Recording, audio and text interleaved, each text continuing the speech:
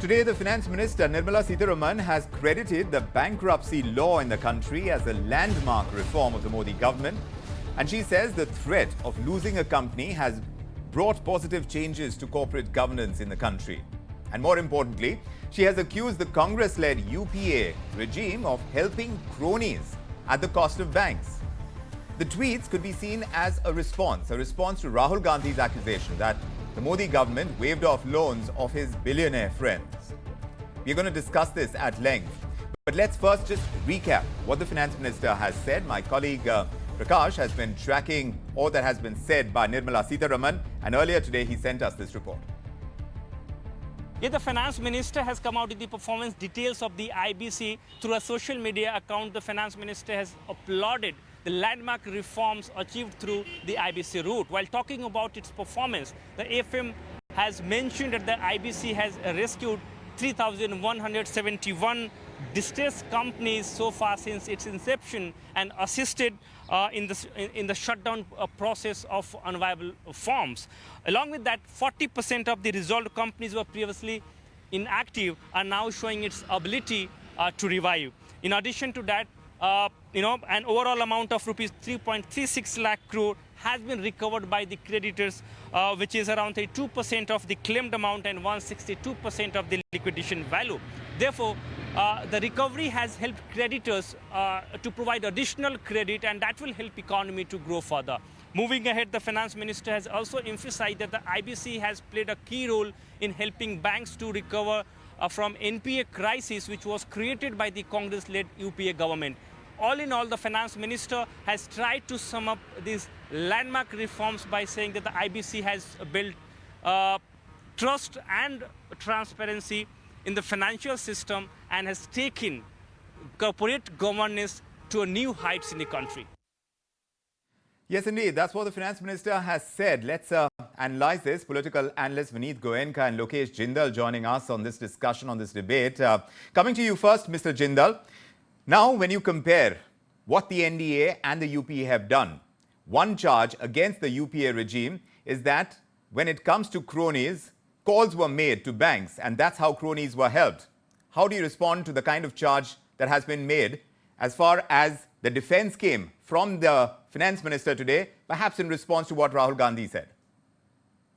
Well, good evening, everybody. Vikram, we all know when we talk about FSLRC and talking about companies reforms in 2013. So all the structural transformation, it started gaining pace during the time period of the UPA. It is not just that all reforms just started getting initiated only during the present times of the NDA government. And when you're talking about the UPA time, look at the fundamentals of the economy. The savings rates, they were above 30%, and right now they have dwindled down to less than 5%. The households are under debt. So if you're talking about the fundamentals of the economy, you are talking about debtor-creditor relationship. But what about the households that are increasingly coming under debt, and the manner in which the private investment has reduced? The gross capital formation from the private sector is not something that is showing a healthy trend. Most of the growth that is being stimulated is by the government-stimulated investment, and we do not see a very robust form of private investment taking place as is being projected. But this, Mr. Jindal, this is specifically about the kind of regime that we had when cronies, when you talk about industry and you talk about crony capitalism, the NPA crisis, and that's the charge that the Finance Minister is making, the NPA crisis was a result of the UPA regime. How do you counter that charge? Not. The subprime crisis that occurred in 2008 was a major reason for the NPA crisis. And we all know that from 2008 up till the Eurozone crisis, from 2008 up to 2011, there were a series of global economic crises that we were exposed to. And subsequently, we saw that there was an impact in Indian economy as well. And there was a twin balance sheet problem, structural issues that emerged up, and that led to a rise in NPAs. And in 2012 itself, that time finance minister was Mr. P. Chidambaram. He had initiated various measures. In fact, FSLRC recommendations were put into effect. And we saw that even the RBI, the D. Subbarao was the governor at that point of time. We have Raghuram Rajan laying down certain structural basis to deal with this problem, and companies reforms were also initiated. So this charge of the finance minister that the crony, that rise in NPA was due to faulty policies of the UPA is without any substance, without any base. It is almost. Would you agree, Mr. Goenka, as far as the charge against, from the opposition against the regime or against the Modi regime, is that there are only a few companies that have benefited as far as the push of this regime is concerned? How do you counter those charges here? Vikram, Ram Ram to you and all the viewers and the co-panelists who is there. I would compare this 2 decades, one of ND and one of UPA, in following 3 points. One, from the policy paralysis of Manmohan Singh ji to the ease of doing business in last 10 years. From the fragile economy to the top 5 economy. And what were the 3 things which I think happened in the last 10 years? One, use of technology. Whether use of technology was done for G2C or C2G, whether it was tax reforms, tax payable, interaction with the government. The transparency, which was a big issue in the UPA era, has been solved here.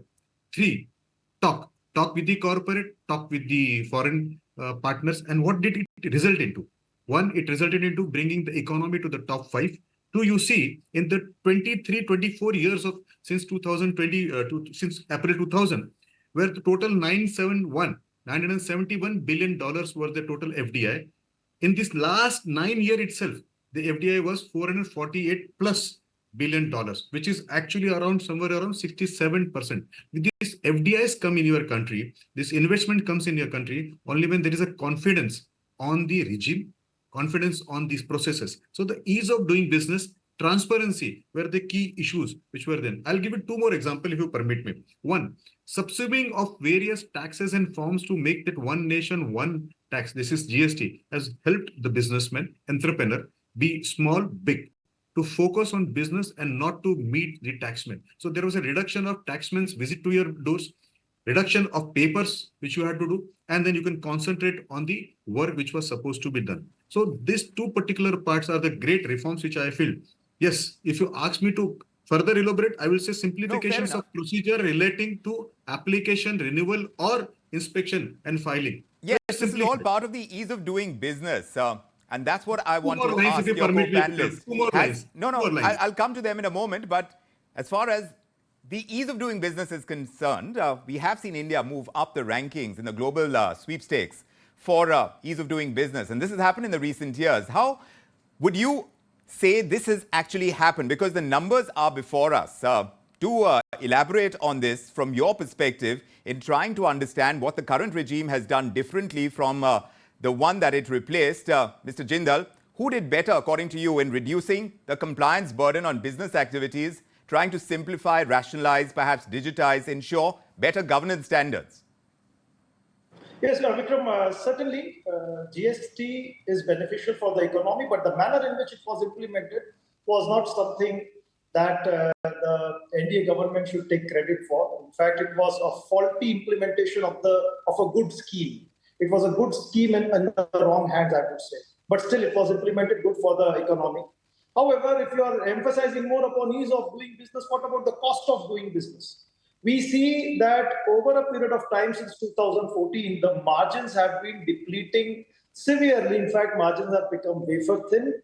And this is not due to rise of perfect competition. Rather, we could see there is a gradual depletion of MSME sector, the small scale industries. They are withering away bit by bit. When you're talking about the ease of doing business, yes, the direct taxes have been reduced by the present regime. The corporate taxes have been brought below 22% also. There has been a rise in the indirect taxes. There have been, with respect to compliance norms, there have been certain special purpose vehicles created and clearances have been given. But at the cost of whom? At the cost of the small scale industries. So when you're talking about the small scale industries today, they have a patron-client relationship with respect to the big corporate houses. They are in the backward-forward linkages also. and they provide an ecosystem within which the entire sector and industry functions. So if you are not going to provide any form of a safeguard to the small scale industry, there is always a danger that a sector faces with respect to evolving innovations and some form of a you can say a replacement to a particular corporate house. So a neglect for a small scale industry and only focusing upon a corporate Let me take sector. that point across. Let me take that point across to Mr. Goenka. Mr. Goenka, the charge over here, leveled by Mr. Jindal, is that, yes, there has been that much effort to boost Indian industry, the Make in India credo, and the efforts in promoting FDI, you yourself pointed out. But it has come at the cost of the smaller players. Would you agree? No, Lokesh otherwise is well informed and well read, but today I'm surprised why he's short of words.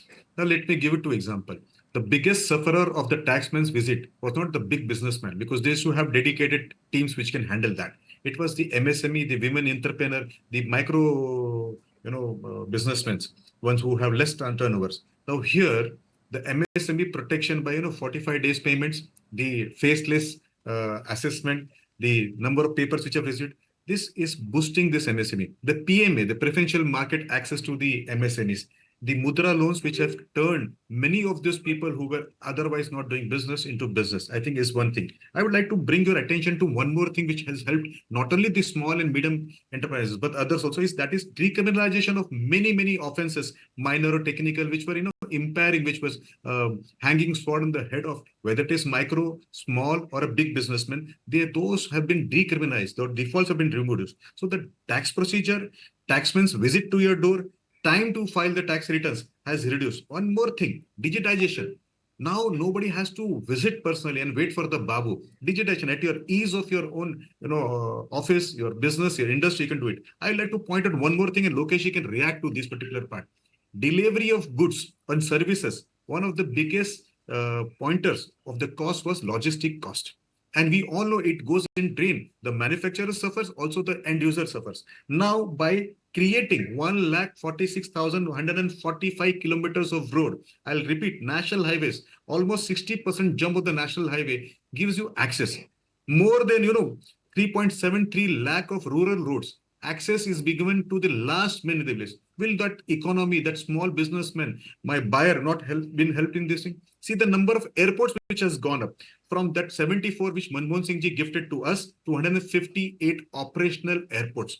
I'll also like to add that the speed of the trains under this Vande Bharat and the other dedicated corridors has almost helped us to reduce substantial number of logistic costs, whether it is 1,018 stations, or whether it is 61,508 kilometers of electrifications of railway. That has eased the transportation logistic cost, and in turn, the buyer, the purchaser is benefited, the businessman is benefited because of this particular part. Did you ever hear, Vikram? Yes, let me take that across. No, absolutely. Let me take that point across. As far as logistics is concerned, for the development of business and industry, these are pillars. Now, how do you compare the two regimes, the UPA and the NDA? Let me ask Mr. Jindal. Well, Vikram, when we are narrating data, we must also consider what about the incremental capital output ratio? Don't you think that there is a danger of overcapacity? What China is facing right now? You know what happened in China after the subprime crisis? The Chinese, they started shifting from the export-oriented economy towards establishment of Asian Infrastructure Investment Bank, and they started focusing more and more upon infrastructure, building huge lots of infrastructural and port development. But right now what has happened to the Chinese economy is that entire real estate, capital and all the formation that is undergoing a gradual decline. And that's one of the major reasons why Chinese are going for a structural shift in their entire production, and they are back to the export oriented sector. And that is going to harm the Indian economy in time to come. So the idea is you cannot simply judge the performance of a government based upon huge edifices, huge infrastructural grandeur, and infrastructural, being created and installed.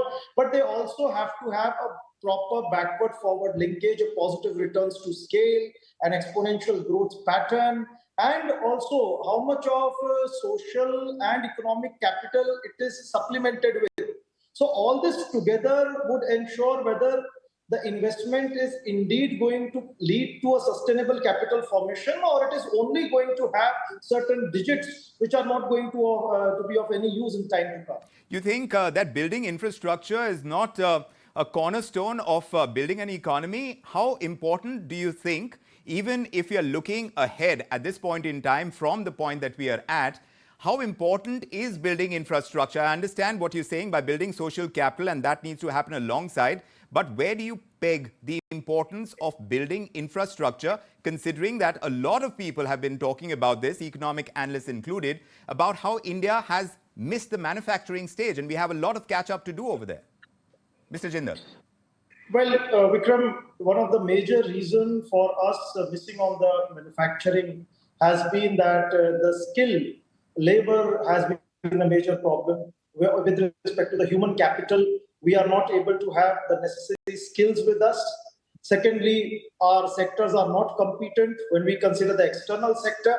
So it is not only infrastructural bottleneck, which is a major problem that we are facing. There are lots of other shortcomings as well. So you cannot simply put the blame upon infrastructural bottlenecks. Yes, that was a scenario in the 60s and 70s and 80s, but we have traveled a long way ahead now. And now I do not think that there is any form of a infrastructural or connectivity dearth that the economy is facing right now. But yes, still, are we competent? Again, I would say, is there the incremental capital output ratio with respect to the manufacturing that we are doing? Look at the sectors we are going into. We are still assembling stations. Are we having the core industries or with respect to the semiconductors and all, are we still into that phase whereby we can have the entire backward forward linkage controlled by us, or we are still dependent upon certain economies for the supplies so that we can create some end product? But then the government came out with this. Aren't you contradicting yourself, Mr. Jindal? Because here you are underlining the need to be able to do that, while the NDA regime is promising to do that. They're saying they're doing it now and they promise to do that in the future. Looking ahead, how much of further privatization can we expect? And that's going to be a key as well in terms of what India Inc. is looking for. Mr. Goenka, what do you say? As far as privatization is concerned, how is the NDA regime looking at it compared to what the UPA regime has in the past? I will certainly like to answer you. But before that, as I said, Mr. Lokesh is trying to tell us that you should not have the connectivity, the logistic part, so that people remain poor, they don't get the fruits of the democracy. I can't trust that. Lokesh, you are so sensible, and I learned from you many times. This is not expected from you at a personal end, so respectfully. Number two, I'll give you two examples, Mr. Oza. Did you ever think in Manmohan Singh's era, opening of space business, where we are now exporting space services, where we were totally dependent on others? Take defense. The defense export has jumped to 21,000 crore in one financial year. I never expected in my life to do this. The economy based on religion, which is either Ayodhya, whether it is Kashi, whether it is Mathura, whether it is Sipra, whether it is Kamakhya, which has given to total push the business and the tourism which are there. Now, let me tell you one more thing. The Sagarmala part, I was on the task force of shipping. The modernization of port has helped the business to reduce the pain which are there.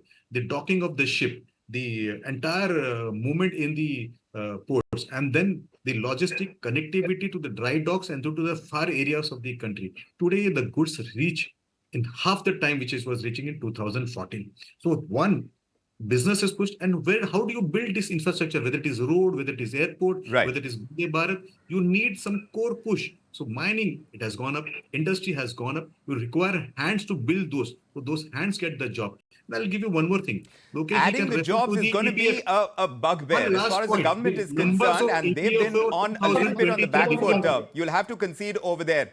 Mr. Jindal, as far as that charge is concerned, when you compare the two regimes, when you look at human resource and its ability to be able to raise the bar, how do you think the two regimes compare?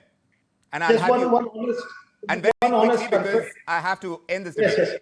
One honest confession which Mr. Goenka did was with respect to jobless growth. During the time period of the UPA, we saw that the unemployment level was not so high. In fact, what I see right now is there is an economic growth, but why isn't the economy able to create enough jobs? That is because there isn't any form of output driven, or I would say the economy is unable to create employment opportunities. Wealth is being created because transactions are taking place where wealth is shifting from one hand to another. So if you're talking about presently, we are living in an era of demographic dividend, whereby we have the largest share of the working population. We have a robust agricultural sector. And agricultural sector is the reason why we were able to not get into the economic turmoil that the nation faced post-COVID. So there are some structural strengths that the Indian economy has, and that will always allow it to remain at a particular level. You know, once a Russian monarch said, India's commerce is commerce of the world because of the tremendous demand capacity that we have. But How that have is we been able leveraged? to capitalize upon that? Absolutely. So how to capitalize on that, how to leverage that is going to be the ask of the next dispensation, no matter what it is, whether it's the NDA, whether it's the UPA, the Congress, the BJP, that is going to be the demand of the industry. And we will be looking forward to carrying on this debate and see how much further can be delivered to take the Indian economy to greater heights. Mr. Goenka, Mr. Jindal, thank you for joining us on this edition of India Tonight with your perspectives. We take a If you like this video, then like, share and subscribe to ET Now.